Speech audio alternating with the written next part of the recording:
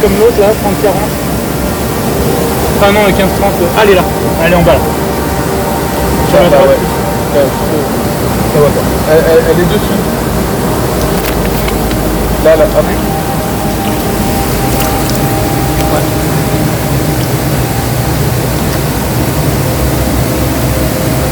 Ça devrait nous faire des belles.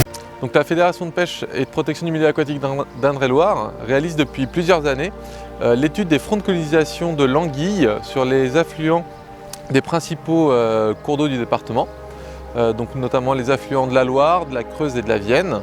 L'idée étant de voir comment l'anguille va coloniser les petits cours d'eau du département depuis ses axes principaux.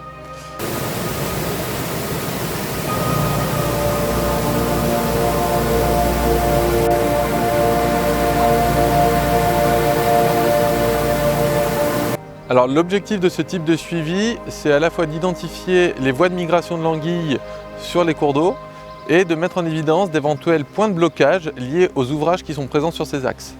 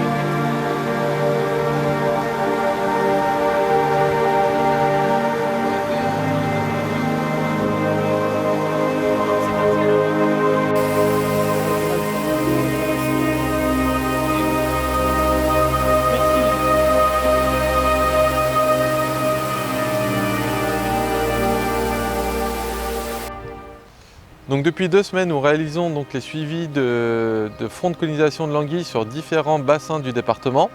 On a commencé par le bassin de la Brème, affluent de la Loire, continué sur le bassin de l'Ève, affluent de la Creuse, pour être aujourd'hui sur la Claise, affluent principal de la Creuse en rive droite en Indre-et-Loire. À la fin de l'échantillonnage sur chaque complexe, les anguilles sont toutes récupérées pour être mesurées avant d'être remises à l'eau. Alors, c'est parti. Ouais. 685. 275. 198.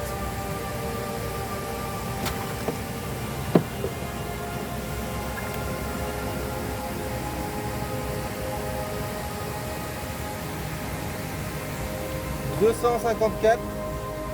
338. 204.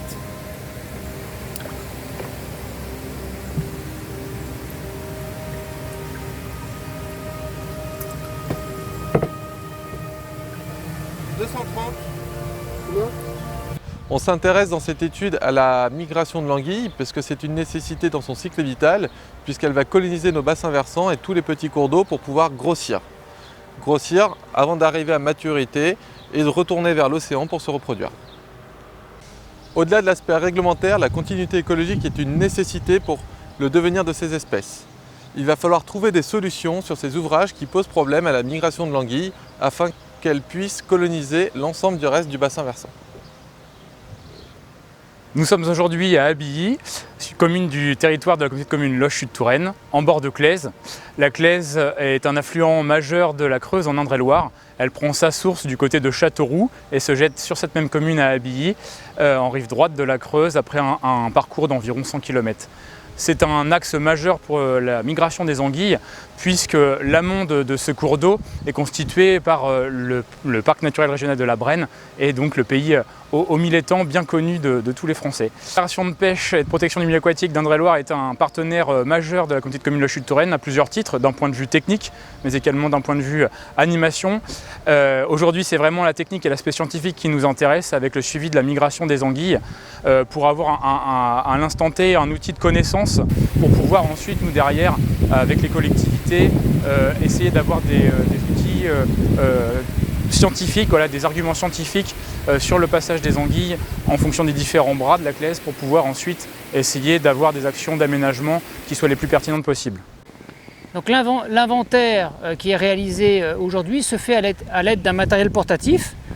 Donc vous avez dans mon dos une batterie et qui va délivrer du courant avec sur ma droite l'anneau métallique qui représente l'anode, la cathode sur ma gauche.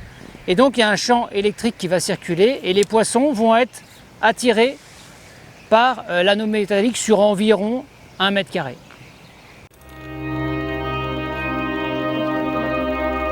Bonjour à toutes et à tous, on se retrouve aujourd'hui sur les bords de la Loire pour faire un point sur la réglementation de la pêche de l'anguille. Alors on va distinguer l'anguille jaune et l'anguille argentée. Alors il s'agit bien évidemment de la même espèce. L'anguille jaune est l'anguille qu'on va dire sédentaire qui vit et grossit dans nos cours d'eau. Et l'anguille argentée qui est l'anguille qui va dévaler vers l'océan pour aller se reproduire dans la mer des Sargasses. S'agissant de la pêche proprement dite, celle de l'anguille jaune est ouverte pour les pêcheurs de loisirs et les pêcheurs amateurs aux engins du 1er avril au 31 août. En revanche, celle de l'anguille argentée est fermée toute l'année. Si vous souhaitez davantage d'informations, n'hésitez pas à consulter le site internet de la Fédération de pêche d'Indre-et-Loire, www.fedepêche37.fr ou celui de la Direction départementale des territoires. À bientôt au bord de l'eau.